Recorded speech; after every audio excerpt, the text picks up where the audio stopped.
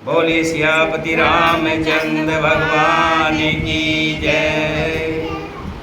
बंदो पवन कुमार कलवन पावक ज्ञान घर, जा हृदय गार बसे राम सर चाप धर। राम कथा के रसिक तुम, भक्ति रहे मति धी। आइए श्वासन लीजिए प्रभु, तेज पूंज कपिवी। रामायण तुलसी कथे, कहो कथा अनुसार। प्रेम सहित आसन गहो, आओ पवन कुमार।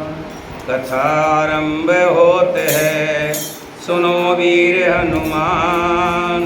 राम लक्ष्मण जानकी, सदा करें कल्याण। सियावर राम जय जय राम, मेरे प्रभु राम जय जय राम। सुनो श्री राम जय जय राम, मेरे प्रभु राम।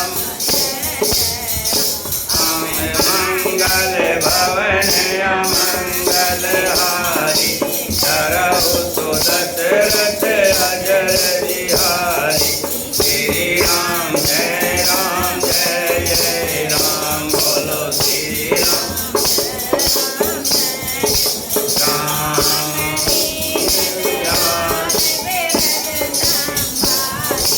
करुणाथ मम संकट भारी।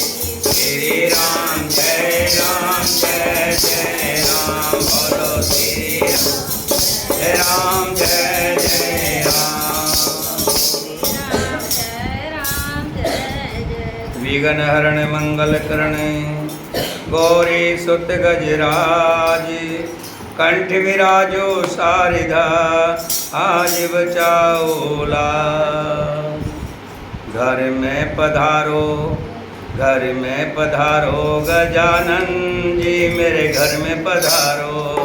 घर में पधारो गजानन जी, मेरे घर में पधारो।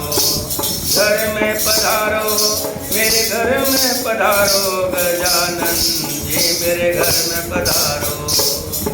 राम जी आना, लक्ष्मण जी आना। राम जी आना, लक्ष्मण जी आना। राम जी आना, लक्ष्मण जी आना। राम जी आना, लक्ष्मण जी आना। संग में सीता को ले आना, मेरे घर में पधारो। मेरे घर में पधारो गजानन जी, मेरे घर में पधारो। ब्रह्मा जी आना, विष्णु जी आना। ब्रह्मा जी आना, ब्रह्मा जी आना। विष्णु जी आना, ब्रह्मा जी आना। भोले शंकर को ले आना, मेरे घर में पधारो।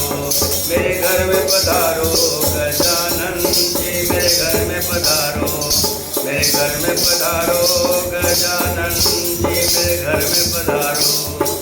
लक्ष्मी जी आना, गौरी जी आना।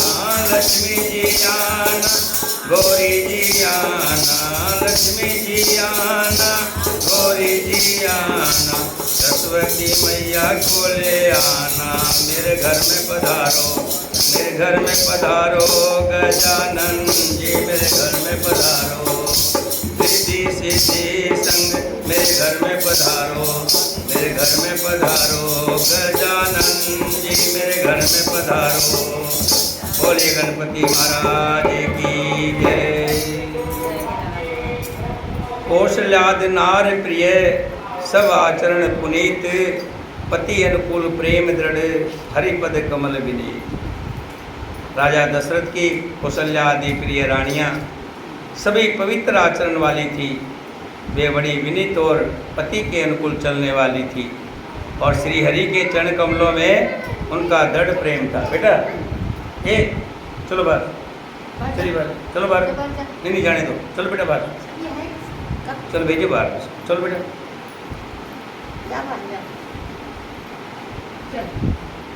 आराम से बैठेगा ना, शोर नहीं करेगा ना, नहीं करेगा ना। नहीं नहीं, बच्चा है, ये हटेगा नहीं। आप नहीं जानते, बच्चे तो बच्चे होते हैं, जो भी है बच्चे हैं। श्री हरि के चरण कमलों में जिनका दृढ़ प्रेम था,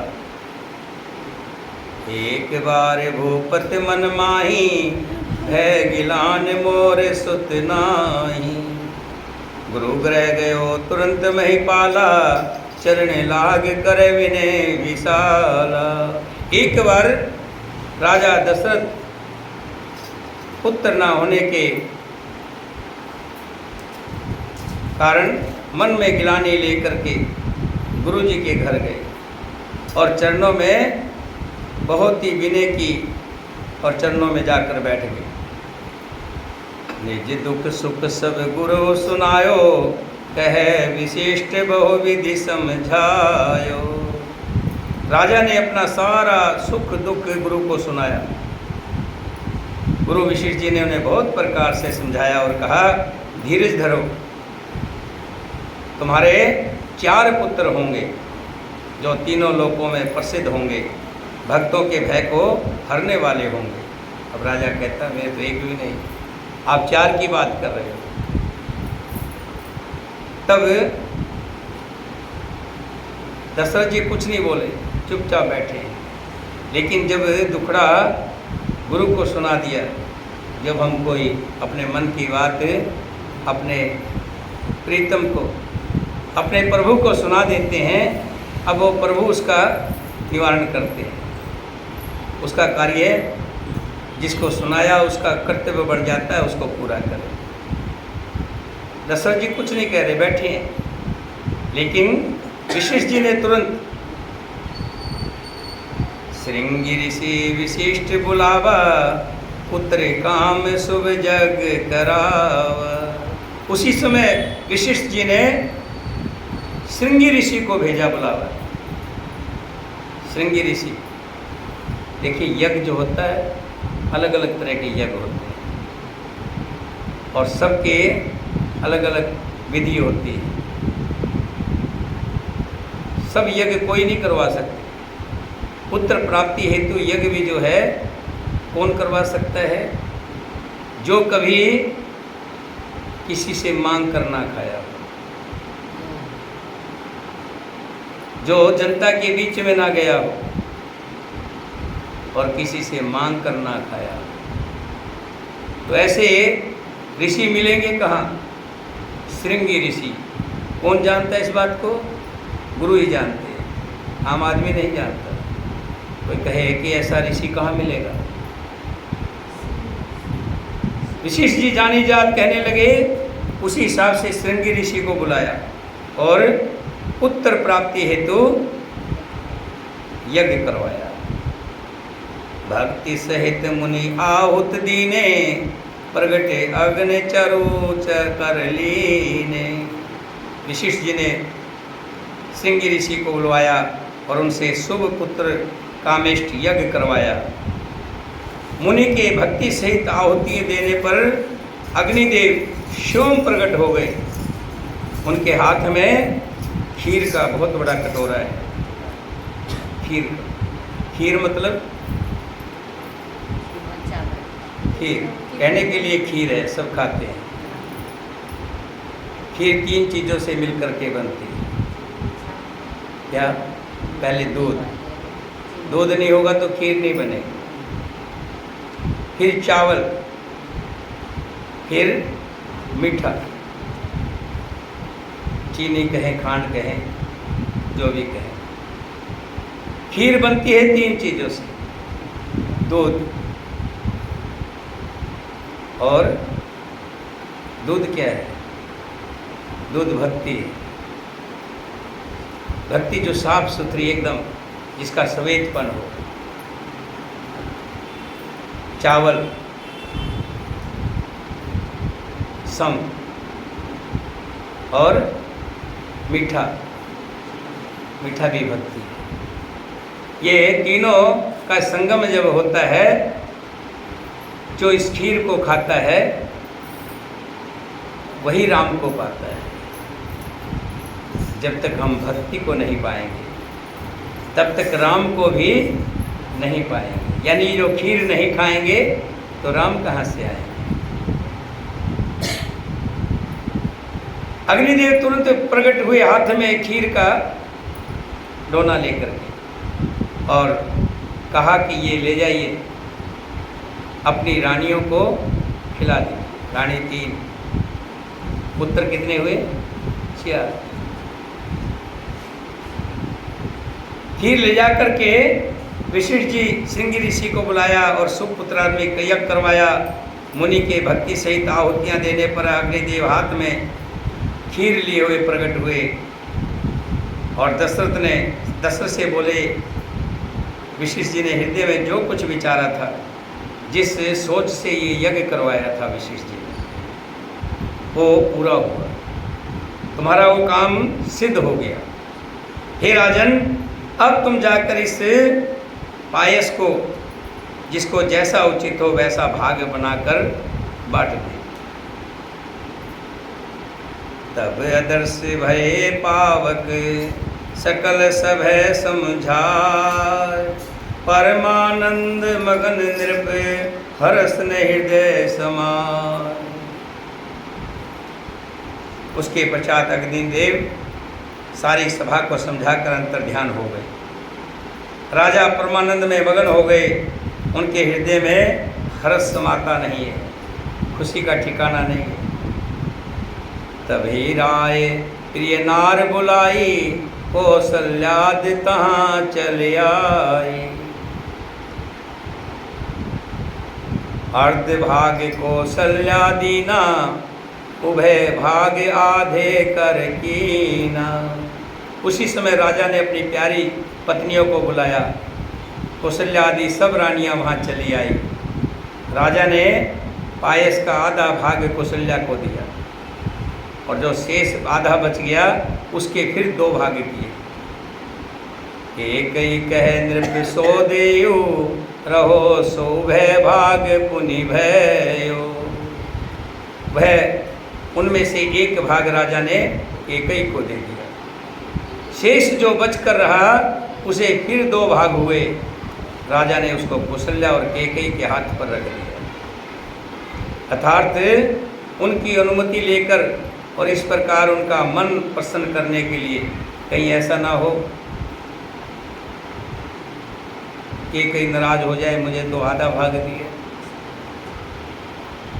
कौशल्या कहे मुझे तो 1 ही भाग मिला, सुमित्रा को 2 भाग बचे हैं तो 2 क्यों मिले। और दोनों के हाथ में रख दिया, एक कैकेयी के हाथ में रख दिया और एक कौशल्या के हाथ में रख दिया। अब तुम अपने हाथ से जैसा ठीक समझो वैसा करो। कौशल्या ने देखा मेरा भाग बड़ा है, कैकेयी का भाग भी बड़ा था, सुमित्रा सबसे छोटी है, तो इसके भाग अगर छोटे छोटे हैं तो इसको ही दोनों ने 1-1 दे दिया। इसीलिए जो कौशल्या के भाग से लक्ष्मण हुआ और जो कैकेयी ने जो भाग दिया था उससे शत्रुघ्न हुआ। लक्ष्मण जो था वो राम के साथ ज़्यादा रहते और शत्रुघ्न भरत के साथ रहते, तो उसका कारण यही था। यही विधि गर्भ सहित सब नारी, भई हृदय हर्षित सुख भारी। जा दिन ते हरि गर्भ आए, सकल लोक सुख संपत्ति छाए। इस प्रकार सब स्त्रियां गर्भवती हुई। वे हृदय में बहुत खुशी हुई, उन्हें बड़ा सुख मिला। लोग कहते हैं कि श्री हरि कभी जन्म नहीं लेते, कभी गर्भ में नहीं आते, लेकिन यहाँ देखिए साफ लिखा है, जा दिन ते हरि गर्भ आए, सकल लोक सुख संपत्ति छाए। जिस दिन से हरि गर्भ में आए हैं उसी दिन से सब तरह की सुख संपत्ति चारों तरफ हो गई, छा गई है। मंदिर में सब राज रानी, शोभाशील तेज की खानी। सुख जुत कुछ के काल चल गयो, यही प्रगट प्रभु सो अवसर भयो। शोभाशील और तेज की खान बनी हुई, सब रानियां महल में सुशोभित हैं। इस प्रकार कुछ समय सुखपूर्वक बीता और फिर वो समय आ गया जिसमें प्रभु को प्रकट होना था। जन्म का समय नज़दीक आ गया। जोग लगन ग्रहवार तिथि, क्या कहा? योग लगन ग्रहवार तिथि। योग, लगन, ग्रह, बार, 4 चीज। योग, लगन, ग्रह, बार। योग, जब हम योगीपन ले आते हैं अपने अंदर। भगवान कब आते हैं? जब हमारे अंदर योग आता है। लगन, लगन वो नहीं जो जन्मपत्री के अंदर लगन होता है, हमारे अंदर लगन होती है। जैसे मीरा के अंदर लगन थी, लागी लगन मीरा हुई मगन, वो तो हरि गुण गाने लगे। जब लगन आती है तब प्रभु में आते हैं। ग्रह, ग्रह, ग्रह का मतलब ये नहीं राहु केतु ग्रह। ग्रह का मतलब गुरु, जब कोई अच्छा गुरु मिल जाता है। बार, बार का मतलब दिन तिथि नहीं है। बार का मतलब इतवार। एतवार का मतलब विश्वास, इस पर मुझे एतवार है, इस पर मुझे विश्वास है। जब ये चारों चीज़ इकट्ठी होती हैं, जोग लगन ग्रहवार तिथि, सकल भय अनुकूल। जब व्यक्ति योग आ जाता है, मन के अंदर योगी भाव आ जाता है और लगन लग जाती है और गुरु मिल जाते हैं और एतवार विश्वास हो जाता है, तभी सब अनुकूल हो जाता है।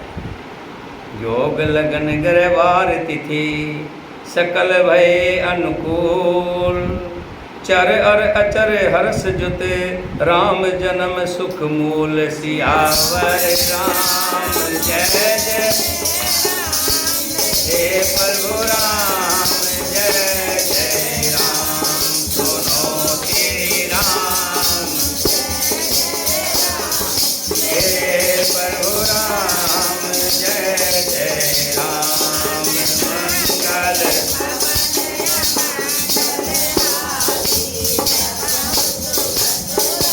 अजर बिहारी, श्री राम जय जय राम। बोलो राम दीन दयाल विरद,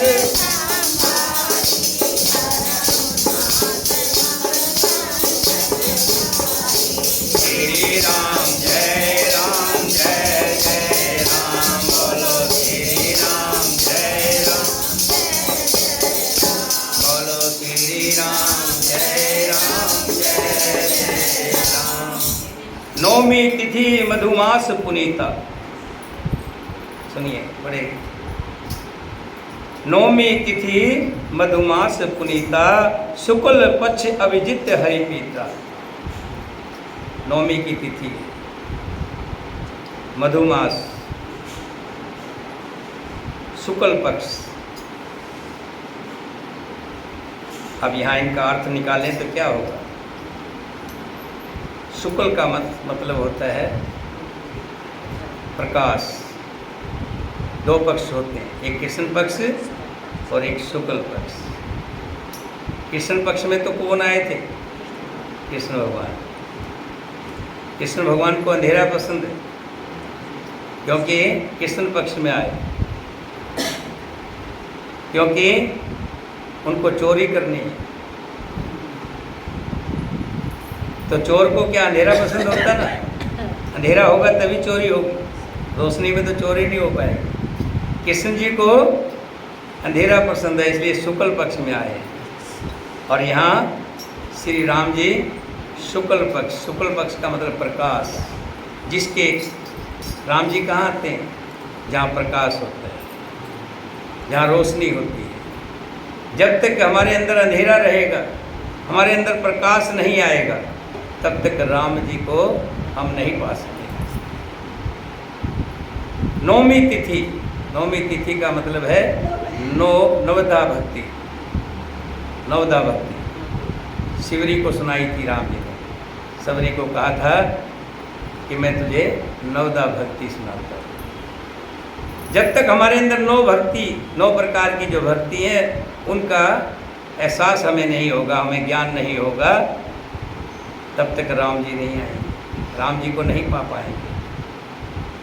नौमी तिथि मधुमास पुनीता, शुक्ल पक्ष अभिजत हरिप्रीता, मध्य दिवस अति शीत न घामा।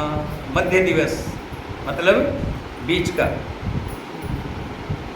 यहाँ तुलसीदास जी ने, गोस्वामी जी ने कहा है मध्य दिवस अति शीत न घामा, ना ज़्यादा गर्मी है ना ज़्यादा सर्दी। कौन सा महीना है? चैत का महीना। चैत का महीना, चैत का मतलब ये वाला चैत नहीं है जो आप समझ रहे हो, फागुन चैत। हाँ, फागुन चैत वाला नहीं है ये। चैत बुद्धि को चेताया है। जब तक हमारे अंदर चेतना नहीं आएगी, चैत का महीना हमारे अंदर नहीं आएगा। नौमी तिथि, 9 हमारी भक्ति जो सबरी को दी थी। नौमी तिथि मधुमास पुनीता, मधुमास मतलब चैत का महीना। जब तक चेतना हमारे अंदर नहीं आएगी, शुक्ल पक्ष यानी प्रकाश नहीं अंदर से पैदा होगा। मध्य दिवस बीच का, ना ऊपर ना नीचे, ना बहुत सुखी हो गया तो फूल गया, दुख आ गया तो सिकुड़ गया, ऐसा नहीं। जो दुख और सुख में बीच में रहे, ना ज़्यादा ऊपर को ना ज़्यादा नीचे। सुख आ गया तो भी तेरा, दुख आया तो भी तेरा। प्रसाद है, भगवान के प्रसाद को समझ के ग्रहण कर लें। मध्य दिवस अति शीत न घामा, पावन काल लोक विश्राम। गोस्वामी तुलसीदास जी कहते हैं चैत का महीना था, नौमी तिथि थी, शुक्ल पक्ष और भगवान का प्रिय अभिजित मुहूर्त था। दोपहर का समय था, ना सर्दी थी ना गर्मी थी। वो पवित्र समय सब लोगों को शांति देने वाला था। शीतल मंद सुरभ बह वायु, हर्षित सुर संतन मन चाओ। बन कुसुमित गिरिगण मनियारा, सत्रव सकल श्रीता मृतधारा। शीतल मंद और सुगंधित पवन बह रही है। देवता हर्षित थे और संतों के मन में बड़ा उत्साह था, बड़ा चाव था। वन फूले हुए थे, पर्वतों के समूह मनियों से जगमगा रहे थे और सारी नदियाँ अमृत की धारा बहा रही थी। बहे भी तो क्यों नहीं, मेरे राम जी जो आ रहे हैं। बताओ, छोटा मोटा कोई नेता आना हो तो गली सज जाती है। यहाँ तो मेरे साक्षात सच्चिदानंद भगवान श्री हरि आ रहे हैं। सो अवसर विरंच जब जाना, चलें सकल सुर साज विमाना। जब सोचा कि श्री हरि का जन्म होने वाला है, प्रभु आने वाले हैं अयोध्या के अंदर, राजा दशरथ के घर में, सब देवताओं ने अपने विमान सजा लिए। शिव जी कह रहे हैं पार्वती, मैं भी अपने गण को लेकर के वहीं पहुंच गया हूँ, वहीं जा रहा हूँ। वहीं पहुंचा। गगन विमल सुकल सुर जो था, गाँव में गुण गंधर्व वरू था। जब ब्रह्मा जी ने भगवान के प्रकट होने का अवसर जाना, तब उनके समेत सारे देवता विमान सजा सजा कर चले। निर्मल आकाश देवताओं के समूह से भर गया। गंधर्वों के दल गुणों का गान करने लगे। बरसे ही सुमन सुय जल साजी, गह गह गगन दुदम्भी बाजी। और सुंदर अंजलियों में सजा सजा कर पुष्प की वर्षा होने लगी। आकाश में घमाघम नगाड़े बजने लगे। नाग मुनि और देवता स्तुति करने लगे और बहुत प्रकार से उनकी सेवा उपहार भेंट करने लगे। सुर समूह विनती करें, पहुँचे निज निज धाम। जग निवास प्रभु प्रगटे, अखिल लोक विश्राम। देवताओं के बहुत विनती करके समूह विनती करके अपने अपने लोक में पहुँचे। समस्त लोगों को शांति देने वाले जगदाधार प्रभु श्री राम जी प्रकट हो रहे हैं। देखिए अभी प्रकट हुए नहीं हैं। एक तेज प्रकाश आया, बहुत बड़ा प्रकाश, और तेज प्रकाश सुलझा गया सब कुछ कौशल्या के पास।